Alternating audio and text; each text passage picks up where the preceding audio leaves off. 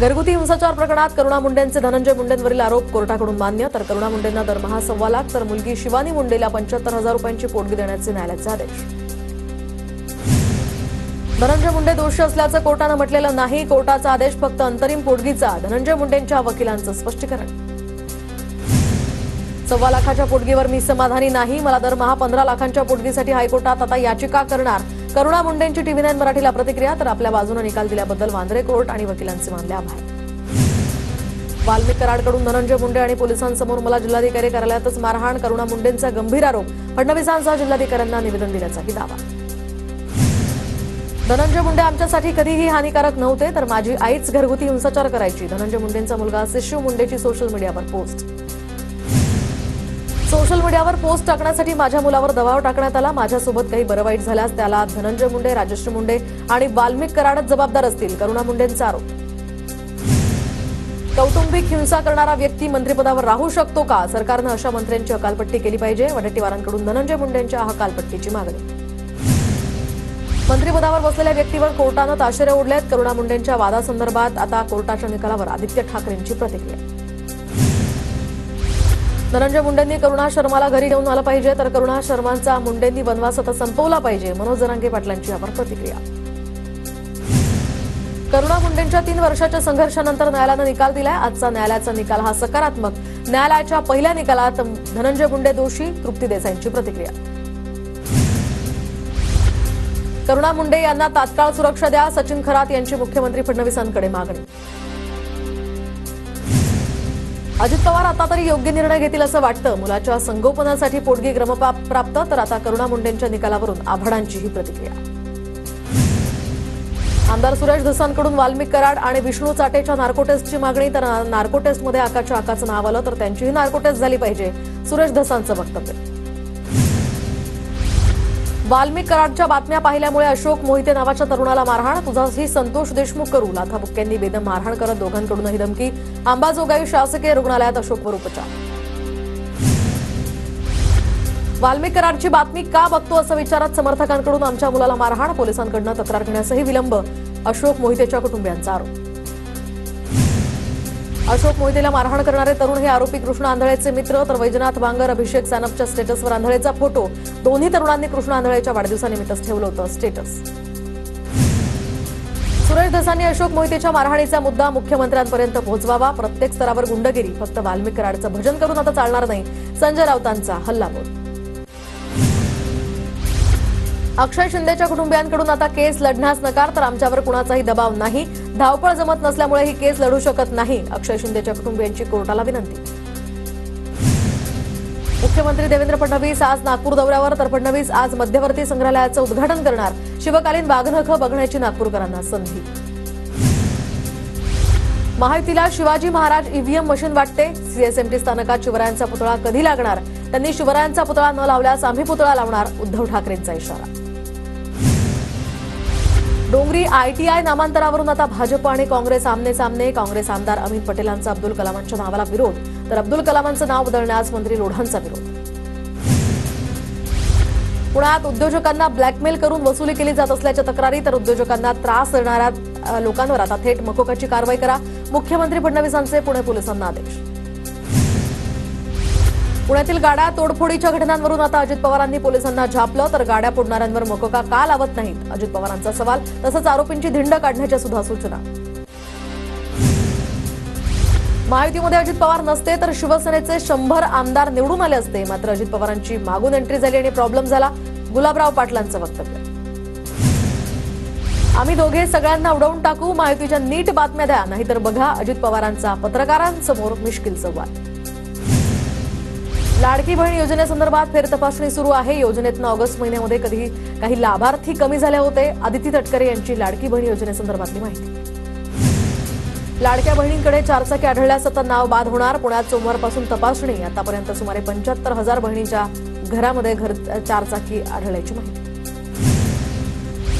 लाडकी बहीण योजनेतील लाभार्थ्यांच्या संख्येत टप्प्याटप्प्यानं आता कपात करण्याचे सरकारचे जोरदार प्रयत्न सुरू. लाडक्या बहिणींच्या मतांचा निवडणुकीत वापर. रोहित पवारांचं ट्विट. लाडकी बहीण योजनेचे पैसे बंद करणं ही फसवणूक. बहिणींनी आता रस्त्यावर उतरण्याची गरज. बच्चू कडूंचं आवाहन, तर सरकारनं सत्तेत येण्यासाठी अर्जांची चाचपणी न करता पैसे देऊन मतं घेतल्याचा कडूंचा आरोप. पालकमंत्रीपदाच्या वादामुळे जिल्हा नियोजन समितीची बैठक रखडली. निधीच्या नियोजनासह विकास कामांना याचा फटका बसण्याची शक्यता, तर इतर जिल्ह्यांच्या डीपीडीसी बैठका मात्र संपन्न. नाशिकच्या पालकमंत्रीपदाच्या वादामुळे जिल्ह्याचं काम थांबलेलं नाही. प्रशासन आपलं काम व्यवस्थित करतंय, मंत्री दादा भुसेंकडून स्पष्ट.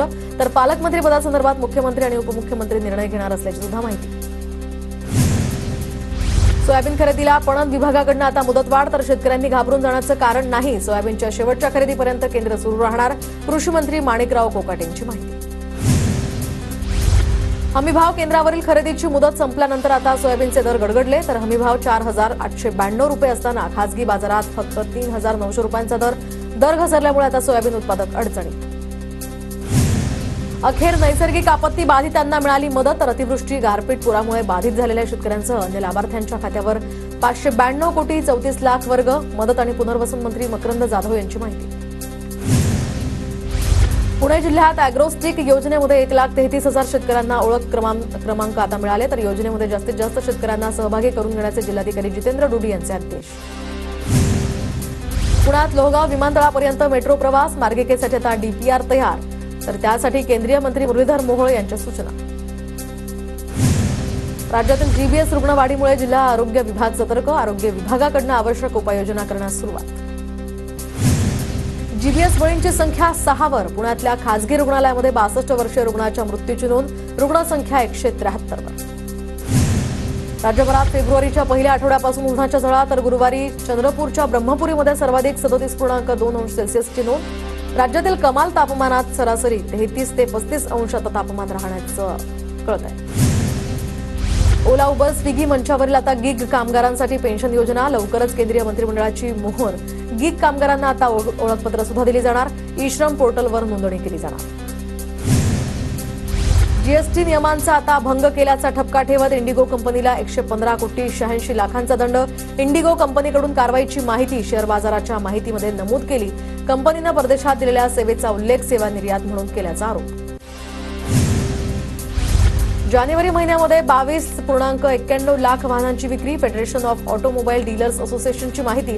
तर सरलेल्या जानेवारीमध्ये वाहन विक्रीमध्ये वार्षिक आधारावर 7% वाढ. नाशिकच्या सिडको परिसरामध्ये 5 वर्ष चिमुकल्याच्या कारनं त्याला चिरडलं, तर चिमुकल्याचा यामध्ये दुर्दैवी मृत्यू. वडील मोबाईलमध्ये गुंग, त्याचवेळी डोळ्यासमोर मुलाचा अपघात. कार चालकाविरोधात इंदिरानगर पोलीस ठाण्यात गुन्हा दाखल. अहिल्यानगरमधील 11 गड किल्ले 31 मे पर्यंत अतिक्रमण मुक्त करण्याची ही मोहीम. तर भुईकोट किल्ला, हरिश्चंद्रगड, खरडा किल्ला आणि बहादूरगड, रतनगड, कुलंगड जवळील आता अतिक्रमणं काढली जाणार. नागपुरात बर्ड फ्लूमुळे 3,000 कोंबड्या केल्या नष्ट. नागपूरच्या मोठा ताजबाग परिसरातल्या कोंबड्यांना बर्ड फ्लूची लागण. कोंबड्यांच्या संपर्कात असलेल्या 25 ते 30 जणांना आता टॅमीफ्लूच्या गोळ्या दिल्या. भोर तालुक्यातल्या करंदीमध्ये 25 शेतकऱ्यांना आधुनिक बायोगॅस संयंत्रांचं वाटप. बायोगॅस स्लरीपासून 4 ते 5 एकर शेतीसाठी लागणारे सेंद्रिय खत शेतकरी स्वतः यामुळे तयार करू शकतात. मुंबईमध्ये कचऱ्यावर 7,500 पर्यंत शुल्क आकारण्याचे संकेत, तर खर्च वाढल्यामुळे पालिकेकडून प्रस्ताव. घन कचरा व्यवस्थापन, आरोग्य आणि स्वच्छता उपविधी 2006 मधील सुधारणांची अंमलबजावणी यामुळे होणार. आंगणेवाडी यात्रेसाठी मुंबईच्या लोकमान्य टिळक टर्मिनसवरून विशेष रेल्वेगाडी. 21 तारखेला रात्री 12:55 ही गाडी सुटणार. वाढवण लगत आणखी एक मुंबई, तर आता 107 गावांमधील 512 चौरस किलोमीटर विकास केंद्रांचा प्रस्ताव. एमएसआरडीसी 388 किलोमीटरचा कोकण द्रुतगती महामार्ग आणि 498 किलोमीटरचा रेवस रेड्डी सागरी किनारा मार्ग बांधणार. मध्य आणि पश्चिम रेल्वेवर आता लोकलच्या अतिरिक्त 300 फेऱ्या वाढवणार. मुंबईतील लोकल मार्गांवर आता अत्याधुनिक कवच 4.0 प्रणाली राबवण्यात येणार. या प्रणालीमुळे आता 2 लोकलमधील वेळ कमी होणार. शिळफाटा रस्त्यावर उलट मार्गिकेतनं येणाऱ्या वाहन चालकांवर फौजदारी गुन्हे दाखल. तर निळजे रेल्वे उड्डाणपुलाच्या कामासाठी शिळफाटा रस्त्यावरील पलावा चौकाकडे जाणारी वाहतूक 5 दिवस बंद. कोळसेवाडी वाहतूक विभागाच्या पोलीस अधिकाऱ्यांची माहिती. पुढील 2 दिवस मुंबईच्या तापमानात वाढ होण्याचा हवामान खात्याचा अंदाज. तर यामुळे आता दुपारच्या वेळी मुंबईकरांना उन्हाच्या झळा सहन करावा लागणार. कमाल तापमानाचा पारा हा 34 ते 36 अंश राहण्याची शक्यता. कोल्ड प्ले तिकीट काळाबाजार प्रकरणी आर्थिक गुन्हे शाखेकडून चौकशी बंद. दखलपात्र गुन्हा दाखल करण्याचं या ठिकाणी पुरावे न मिळाल्यामुळे पोलिसांकडून चौकशी बंद.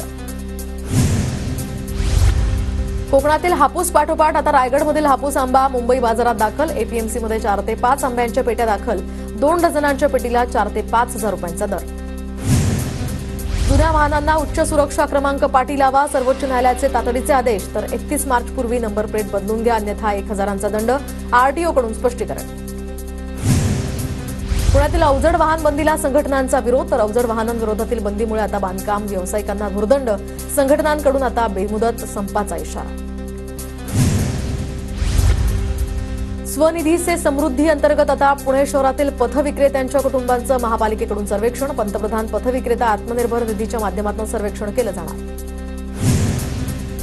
आरटी प्रवेशांसाठी आता 10 फेब्रुवारीला ऑनलाईन सोडत. पुणे जिल्ह्यामध्ये 61,000 अर्ज. खासगी शाळांतील 25% राखीव जागांवरील प्रवेश होणार. कळवा, मुंब्रा आणि दिवा या ठिकाणी आज पाणी पुरवठा बंद राहणार. तर एमआयडीसीच्या जलवाहिनीवर तातडीची दुरुस्ती करण्यासाठी 24 तास पाणी बंद. छाप्यात काहीही सापडणार नाही. आयकरच्या छाप्यादरम्यान रघुनाथराजे नाईक निंबाळकरांचं प्रत्युत्तर.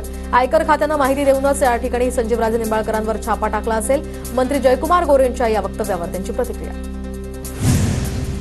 अभिनेता राहुल सोलापूरकरचा भांडारकर प्रतिष्ठानच्या संस्थेच्या विश्वस्त पदाचा राजीनामा. तर भांडारकर संस्थेनं सोलापूरकरचा राजीनामाही स्वीकारला.